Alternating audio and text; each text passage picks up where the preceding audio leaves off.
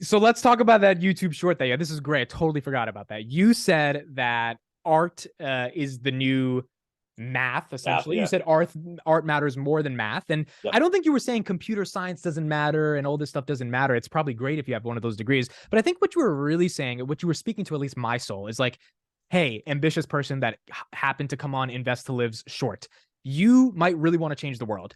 Getting a computer science degree or going into tech, that's fine. You'll make some money. But changing the world means people need to give a fuck about you. That's right. And that's where art comes in. Can you speak to what your point was on that short? 100%. So for years and years and years, people are told, listen, go and become an accountant, get into finance, go into business. That's the right route to take. You don't want to be doing interpretive dance and an art degree and content and media and film direction. There's no money in that And because for there was good reason. It was super hard to build a career on that. not, and the reason it was because there were only a few firms who held the strings of power because there was no ability to get capital.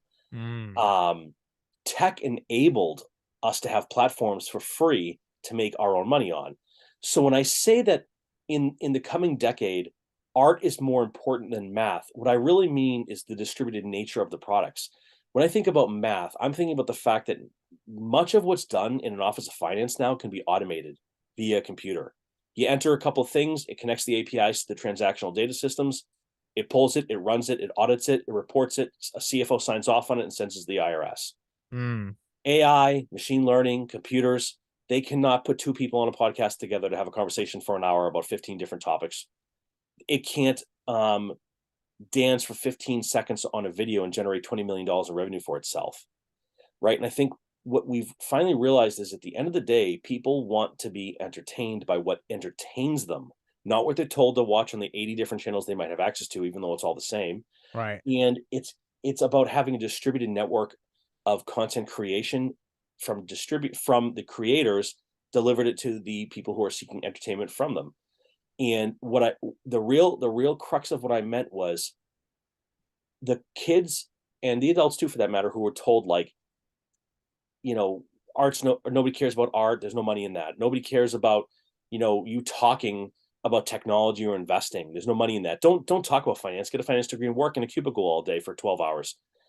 And then here both of us are a great example of like, I do like a video a day or so, sometimes two, sometimes not every day, but whatever. You do the same, a couple a day. It it is like the easiest thing in the world. I love it. It's the most enjoyable thing I do in my life, and I have a good life. I mean, I do, but Yeah, like pizza on Fridays every Friday. I see it. well, I it's mean, just it's super enjoyable. I get to find people who are talking about exactly what I like to talk about, exactly in the way I like to hear it. And then I watch funny things and I watch like cool stuff. And like my son and I were talking about some lacrosse training and we found a video of like how they do this special thing. And I was like, wow, that's amazing. It's a professional player showing you for free how to do it, something you couldn't find any before. And like, my daughter's in a pretty competitive dancing program and like ballet and stuff like that. And they're super talented kids. And back in the day, you'd be like, oh, that there's no future in that. yeah. Well, I disagree. I mean, I think now we've realized that like art, entertainment, sport, like when it's in the hands of the few, it stinks. When it's in the hands of the many, it's great. And when I say art, I really mean the interpretation of how you want to deliver your message, Yes. Yep. across any platform, any means, any form that you want. Whereas math is very, very particular. It's very perfect. It follows a very specific flow, right? Math has to be perfect or it's no longer math. And there's a place for it. But for me, the future of business is in content creation and media of any type that you're comfortable doing because the distributed platforms exist. And actually that part of that, to be totally frank, I'm sure you picked up on it, but like even just like yourself, you have a platform that I can go and easily sign up for free and start putting out my own content on. And if I'm not comfortable doing video on YouTube, I can do audio on Audio. I can write a book and have it read on Audible. Um, But an you know, article on Medium. It's, I mean, it's exactly. Keep it's interesting. You said you make a video a day and you kind of brushed it off. You're like, it's easy, it's fun, I like to do it. yeah, One of the reasons it's easy is because you are someone like me, more natural at communication. I mean, in your job and your day to day, you do a lot of communicating, which I would say is more art than anything what you're totally doing. agree. I mean, Totally agree. you're working with people and trying to get them to see your perspective and views. And the beautiful thing about this time period is that 50 years ago, naturally creative people like you and me, creative not meaning we're Michael Jackson, but that we know how to Yeah, yeah, talk, yeah. we can get a message across. Yep. We just didn't have the distributive mechanism to get the world to care. I mean, I'm in my parents' house right now, and there's 15,000 people on YouTube that kind of care about it. That's insane to me. It's That's insane. absolutely insane. I mean, think about the truest way to look at it. If you wanted to be a famous um, actor or actress, you would have had to go to Hollywood, hopefully get lucky. Who knows what you have to do to get there? Terrible things, a lot of terrible stories come out. And then you find out half these people are related to them anyways. Yeah. You know, Hollywood is Like all Harvard. aunts and uncles and fathers and mothers and sisters and brothers. And now if someone came up to me and said, "Man, I just wish I could be in the movies," I'd say, "Sure, get a camera and make a movie and put it on YouTube." But that's scary for people because now they don't have an excuse, right? You want to chase your That's true. dreams. It's like That's there is true. zero reason you can't chase a dream. It's right there. And Yep. there's been people with shittier situations than you, with shittier cameras than you, that have become multi-hundred millionaires off social because they just Totally put it true. out. You know? Totally true. I mean, I was a non-believer years ago. I actually got my first YouTube channel in 2012. Yeah. But then like I just got so busy with work and I didn't understand the value of it. Um, I look at it now, and I don't think people realize how much money is in this. It's deceptively scalable. Yeah. Whether I have one person watching what I make or 1 million people watching, it changes nothing for me how long it takes. Um, and I get a lot of good. What I find is also really the best part about it is I feel very blessed to have such unbelievable folks who watch my content, and a lot of them give me great feedback. Like, "Hey, I love your stuff. Have you thought about getting a different angle in the light?" Or like, "Hey, sometimes it's grainy on the internet." Or you And know, if that's the um, worst feedback they can give, if it's nothing about the actual content, you're onto something well, really, really and good. that's exactly it. Is like, where else can you be not only creative, but in real time get real time feedback? So the next time you're like, "Hey, thanks so much. I didn't realize I had my setting wrong. I would never Yeah. have known if you didn't tell me." I Yeah. mean, perfect example. Chris Patel, one of our favorite people in the whole world. Chris was like, I was like, "Oh, I think something wrong with my microphone," and Chris in real time was like, "Your microphone's totally good. You're good to go."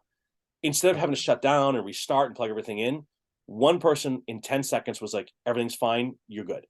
That would have caused a set to be shut down for 2 weeks while they figured out if there was a broken cord, Yeah. right? And the costs that go with it, et cetera, et cetera.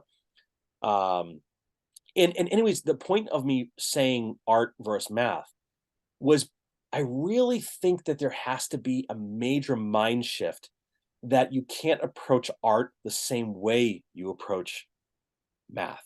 What do you mean It by is that? not exact. It is not going to be perfect. There Uh, are going to be phrases that come off. Guess what? A decimal point doesn't matter in art. It doesn't matter if your forecast was off by 3%. What's important is that you understand your audience and what they value, and you deliver on both your values and what they'd like to see because you're catering both to yourself and to your audience. And that's why the monetization exists in the way it does. I I think that there are very few things that I've experienced in my career, and it's just funny. I've had a long career. I've been very successful financially. I've done very well. Um, I 100% can say this with confidence that I believe that you could be the executive vice president of a huge company, or you could have a huge channel on YouTube for free and make the same money. yeah. I No mean, brainer. it's not, I'm not guessing, right? We both know it's the Yeah. absolute truth of it. And the difference is one requires 10 years of school and an MBA and working for 25 years to work your way up. The other is consistently telling stories that are interesting, based a lot of times in truth, or they could be creative concepts, of course, too, whatever. But like, it could be anything. It could be showing pictures of my dog and my kids. It could be having artwork over my shoulder, or it could be talking about complex derivatives and the wheel strategy for options. Yeah. People, I think, get very scared and very nervous around this idea that, well, what if they don't like the way I look or the way that I talk or that like this topic isn't interesting? I could talk about candy canes and hallucinations, and I'm going to find 1,000 people. Um, I'm here. I'm here. yep, no worries. There we go. I think there's a really cool dichotomy that goes on in the world where there are a lot of people who are just like you, and it doesn't always feel that way when you're sitting in your boring job in a cubicle staring at a screen for 12 hours a day. And there's communities that love what you do and want to hear your story and hear the cubicle experience and what you deal with every day. I mean, there's TV There's shows that talk people about that vlogging them Ubering every day that are getting for sure. 100,000 views Yep. because it's an interesting experience. And the theme of our show oftentimes goes to the macro, and that's the point that I really want to make here. Is I'm going to steal this actually from Mr. Beast because I did hear him say this a long time ago. So I don't remember what he said, but I remember the theme of what he said. Essentially, someone said to him, like, look, you make a lot of money. Why don't you go start your own Beast YouTube, right? Your own version of YouTube. And he was like, what? Why? What? I have global access to billions of people for zero cost. Think about that. Zero cost. I have I don't think people really understand how significant that is in terms of the fact that you for $0, if you're already watching YouTube, whether it's on a phone or a laptop or whatever else, you already now have enough equipment to start and run a channel that has the ability to access the macro world. You study a little bit of SEO, you learn how to write a good paragraph here or there, you learn how hashtags work, and you can access topics at a global macro level. You can talk about things from finance, and you can talk about math within your media, but it doesn't have to be math that you're doing. It's exciting. It's an It's exciting really time to very be alive. interesting. Yeah. I think it's an exciting time to be alive and It is, actually yeah, try it is. and try.